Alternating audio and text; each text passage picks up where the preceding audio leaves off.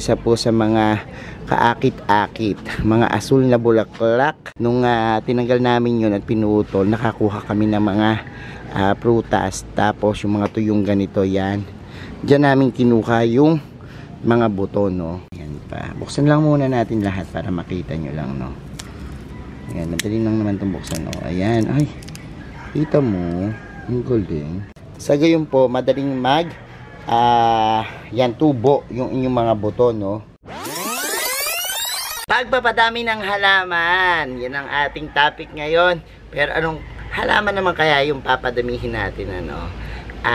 Kapag halimbawa po nag-aalaga kayo ng plants, eventually po makikita nyo yung lalaki, uusbong, magbubulaklak, lalago, at pinakamasarap na parte po yung makapagpadami kayo, no. Kapag halimbawang matagal na sa inyo at nagmamature na yung plants, napapansin nyo na meron kayong mga madidiscover sa kanila. It's either yung kanilang mga bulaklak, yung kanilang mga fruits, or yung kanilang mga stem, nagagawa nyo pong magpadami sa pamamagitan ng iba't ibang method. Ngayon po, ang pag-usapan natin ay yung halamang blue ternate, no? O ternate, o puki ng reyna, pukingan, yung mga tawag dyan, ano. At mamaya makikita nyo yan kasi nakagawa na tayo ng ilang videos para dyan. Pero ngayon naman, propagation video yung gagawin natin. Kaya kung ready na kayo mga ka-MVP, tutok lang po.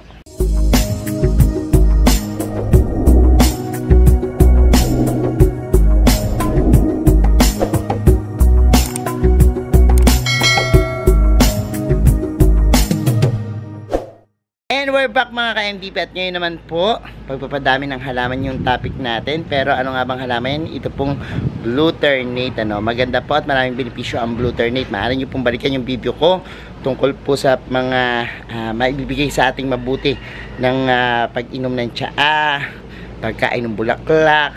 Yan. Unang-una na po dyan, yung nilolower niya yung ating blood sugar sa mga may diabetes. Maganda yan. Sa mga matataas ang kolesterol, high blood, yan po, maganda rin po yan sa mga may problema sa kidney. Maganda rin po yung blue ternate, ano. At isang uri din po yan ng parang paracetamol. Yan, maihahambing, ano, para sa mga sakit ng ulo, lagnat. Ito pong mga blue ternate. Kaya napakadaming benepisyo niyan, ano. At ngayon nga po, pakita ko po sa inyo itong ating blue ternate. Tapos, meron akong nakita, no, na ito'y tinubuan ng parang prutas or gulay. Hindi ko maintindihan o ma-explain kung ano yung tumubo sa kanya. Tapos yun yung magiging source ng kanyang buto na pwede nating padamihin. Tara, tingnan natin, malapitan. Ito na po ako dun sa aking mga blue ternate. Blue ternate! Yan po yung tawag dito, ano. Ayan, minsan sinasawag sa salad, ginagawang tsaa, blue tsaa, no. Minsan naman, dinedirektang kainin kasi ayan po yung bulaklak niya, no. Napakagandang tunay, no. Bukod po dyan sa benepisyo na yan, pwede rin po yan, ano, gawing pampaganda sa inyong garden kasi nga po, ang ganda ng bulaklak ng blue ternate, ano. Isa po sa mga kaakit-akit, mga asul na bulaklak na parang mga paru-parong lumilipad sa inyong garden, ano. At yan po, ito, dinidiretsa ko lang po yung kainin, no. Kung nguya-nguya ko lang ganyan yan, mga bulaklak yan. And okay na, no. Pero, ito po, kapag talaga dumami at lumago, minsan nai-invade niya talaga yung garden, ano, as in kung saan punta ng punta yung bagay niya. Kasi ito ay binding plants, ano. Ibig sabihin, magkakaroon siya ng mga bagging, no? At kapag halimbawang humaba ng humaba, kung saan na yung papunta, maganda po na meron tong susundang kayo na parang trellis, ano, o yung mga balag, para po ma-maintain yung ganda niya. Tapos i-trim nyo yung mga dahon. Dito po sa aking garden, wala na pong ganyan, no. Talagang pinakalat-kalat ko na yan. Kaya lang po, naapektuhan naman yung ibang halaman natin. Ayan, no, tingnan nyo. Kaya iniisip ko kung paano gagawin. And kung halimbawa tumagal na at talagang nag-invade na, bala ko siyang patayin. Pero bago ko yung patayin, kailangan muna tayong makahanap, ano. Kasi nga ang nangyayari kasi, pinalilibutan niyo yung ibang kong plants dito, katulad nitong gumamela ko, dyan siya humaba, ano. Parang kapag yan po hindi nakakuha ng enough na sunlight, magkakaproblema naman po yung isang plants natin, ano. So, dapat talaga, meron silang kanya-kanyang pwestuhan.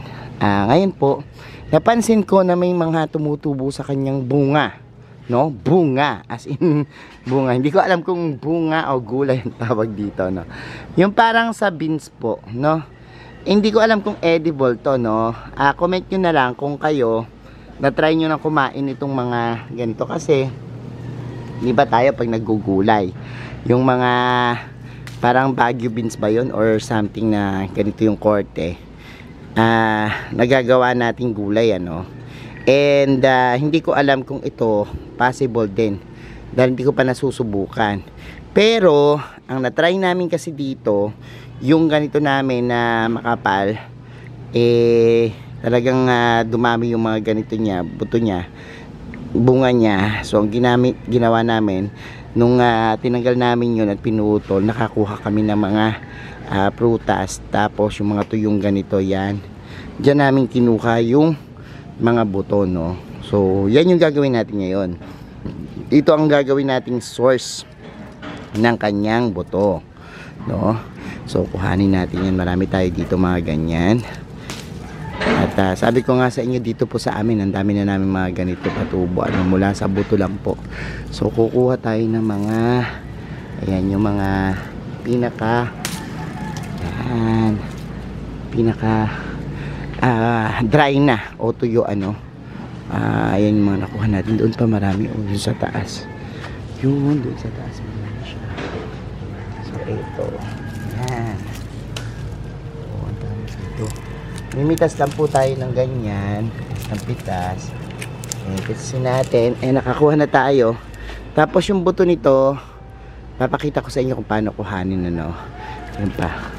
Simbutin na natin at sayang yung ating mga buto na yan. And naku, napakabilis po nitong tumubo, promise. Kuhanin natin yung papakita ko sa inyo paano pagtatanim nito. So eto na nga po yung ating mga nakuha, no. Sabi ni Unang kanina, yung pinakita ko, sitsaro daw. Sitsaro daw to, no. So, ayan po, yung mga nakuha natin kanina. Ito yung green, ano. Actually, ito, hindi pa to pwede kasi mura pa to. Anyways, ito, tanggalin na natin itong mga to. Ayan. So, paano ba yan makikita yung buto? Ayun! Makita nyo po, ayun, oh, nakakuha tayo ng mga buto. Ayan yung mga buto natin. Tapos, ayan pa. Buksan lang muna natin lahat para makita nyo lang, no.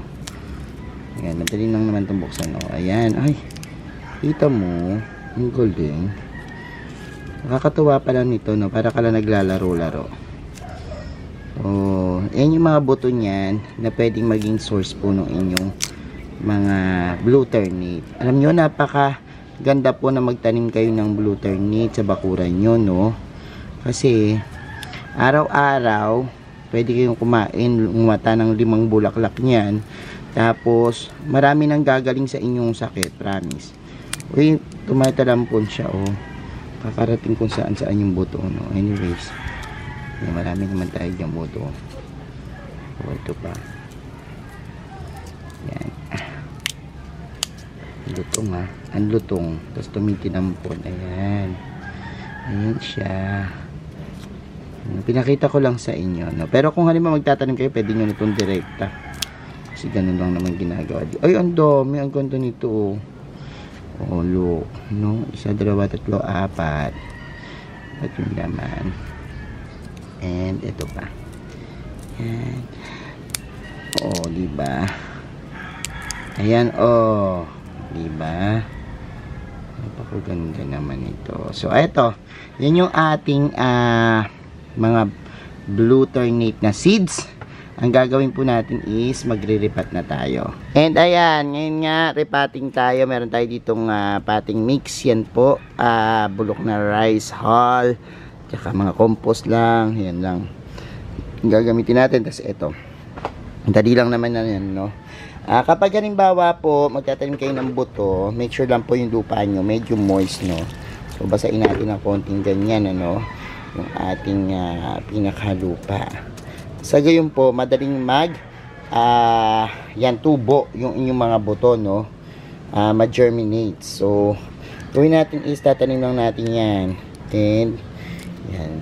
Iyaan lang natin. Ibubudbud lang natin yung mga buto dyan. No? Tapos, yan. Lagyan lang natin ganyan, no? Sa mga... Pwede ito, tabunan nyo ng another soil. Pwede rin naman na ganyan-ganyan naman. Mamaya tuturo ko sa inyo, no? So, pag natanggal na natin yung mga buto. O, kanina, binuksan ko na ito.